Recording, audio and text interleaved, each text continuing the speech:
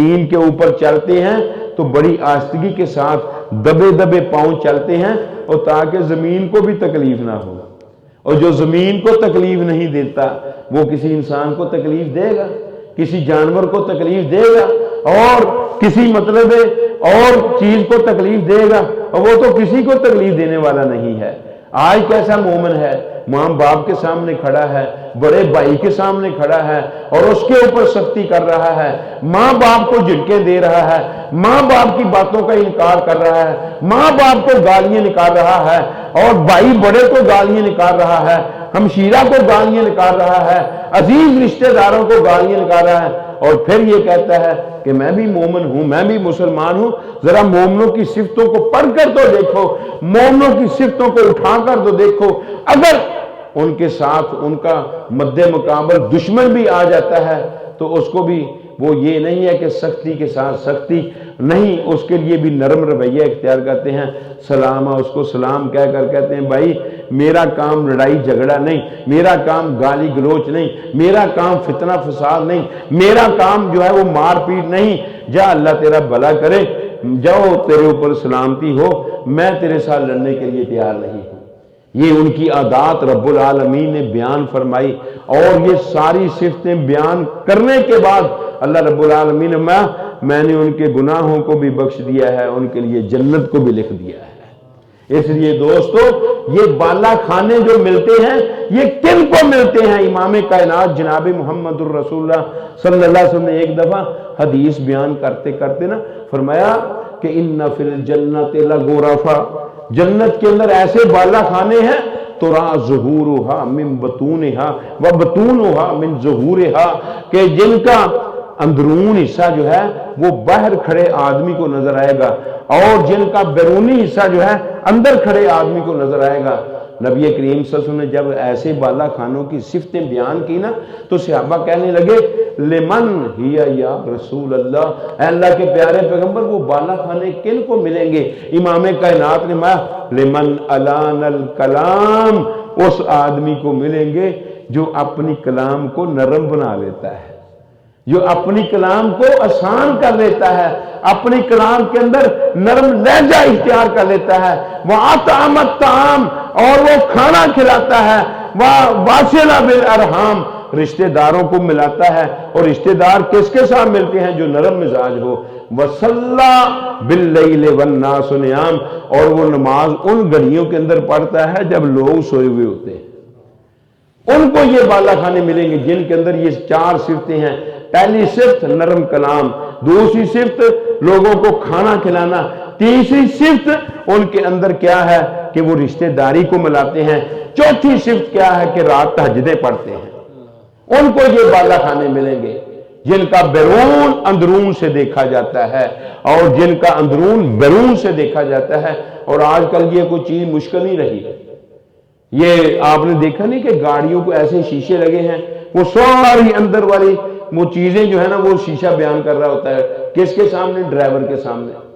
اور اسی طریقے سے اندر آدمی مطلب بیٹھا ہوا ہے تو اس کو بعد ساری گاڑی جو ہے وہ نظر آ رہی ہے۔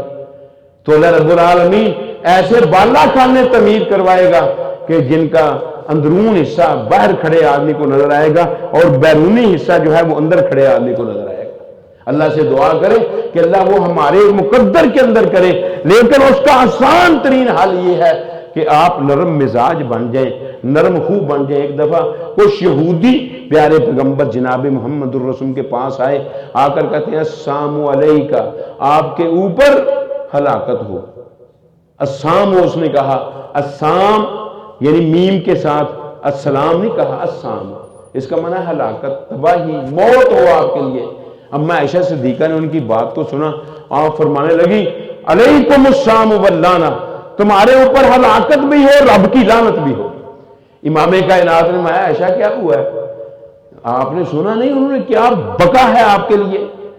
اما عائشہ صدیقہ رضی اللہ عنہا پھر غصے میں یہ بات کہی، آپ نے فرمایا عائشہ علیک بالرفق، نرمی پکڑ، نرمی اختیار کر، نرم لہجہ اختیار کر۔ اللہ کے پیارے پیغمبر انہوں نے یہ بات آپ کے متعلق کیوں کہی ہے؟ اس لیے مجھے غصہ آیا ہے۔ آپ نے فرمایا عائشہ میں نے کہہ تو دیا تھا وعلیکم، तुम्हारे ऊपर भी। जो दुआ उन्होंने मेरे लिए या बद दुआ मेरे लिए की है, मैंने वालेकुम कह के उनके लिए भी कर दी है। और ये सुन मेरी बात, मेरी बद दुआ उनके हक में कबूल हो चुकी है। वो लाखें बद दुआएं देते रहे, मैं मोहम्मद के हक में कबूल नहीं होगी। इसलिए हमें नरमी इख्तियार करनी चाहिए। नबी करीम सल्लल्लाहु अलैहि वसल्लम तशरीफ फरमा है, अज़वाज मुतहरात बैठी हुई हैं। एक आदमी आया, इमाम कायनात में बेसा अखुल अशीरा, बेशा इब्नुल अशीरा, ये कबीले का बदतरीन बेटा, ये कबीले का बदतरीन भाई है।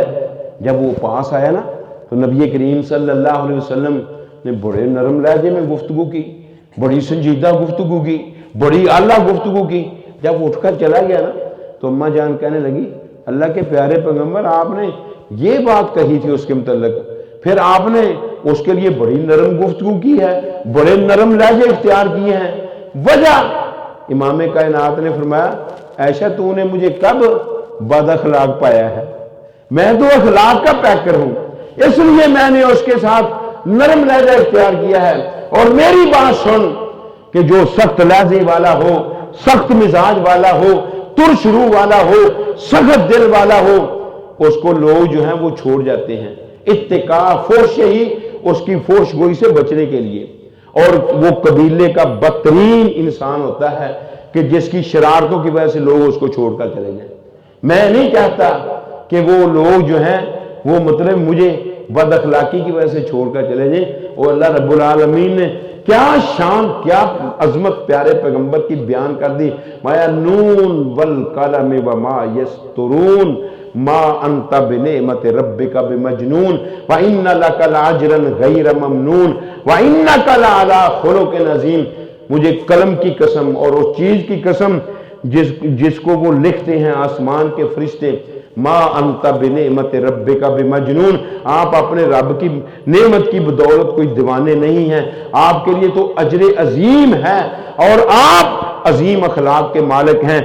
किसी की सवारी वो साइकिल होगी, किसी की सवारी घोड़ा होगा, किसी की सवारी ऊंट होगा, किसी की सवारी मोटरसाइकिल कार होगी, किसी की सवारी जो है वो प्राडो और हेलीकॉप्टर हवाई जहाज होगा।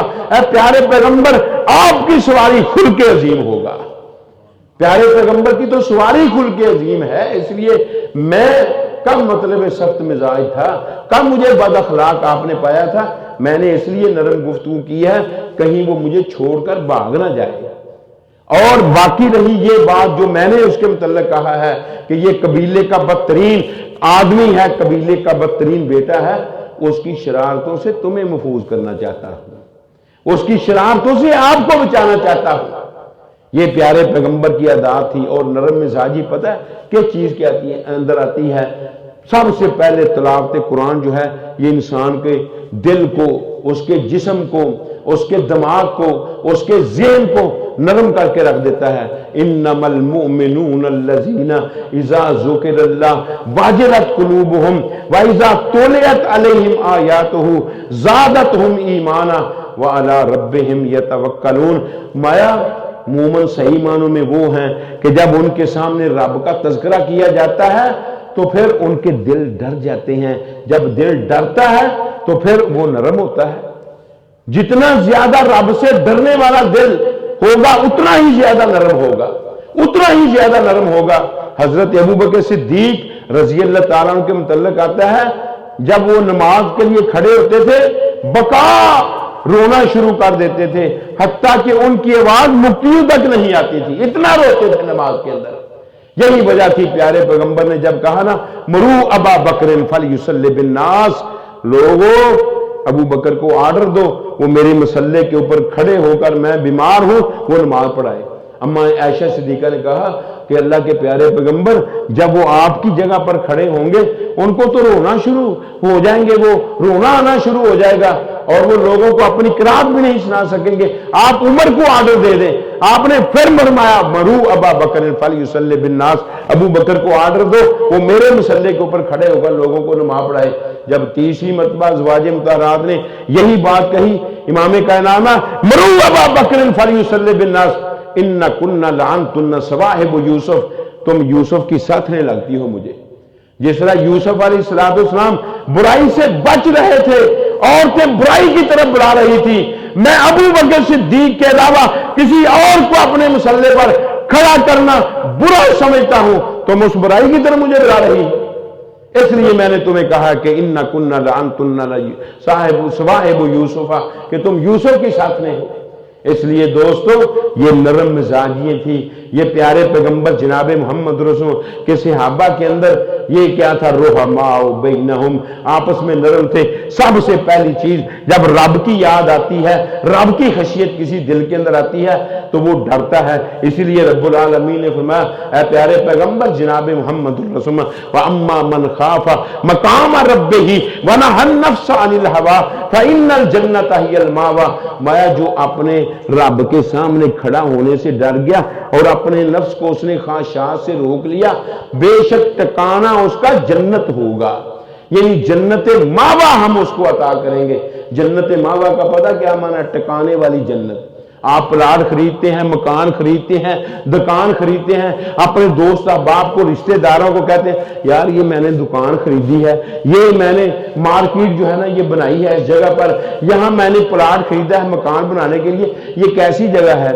तो समझदार आदमी कहता है यार बड़ी ठिकाने की जगह है, बड़ी ठिकाने की जगह पर मार्केट बनाई, ये बड़ी ठिकाने की दुकान है।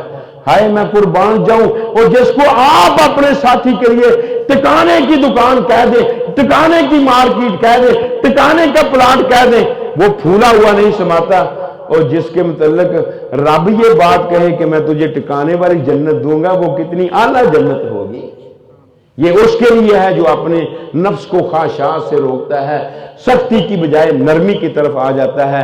और तीसरी चीज प्यारे पैगंबर जनाब मुहम्मदुर रसूलुल्लाह सल्लल्लाहु अलैहि वसल्लम ने फरमाया, मन असर्रहु तलीनल कल्बे, और जो चाहता है ना कि मेरा दिल नरम हो जाए, बस फल युतइमिल मसाकीना व मासाहा रासल यतामा।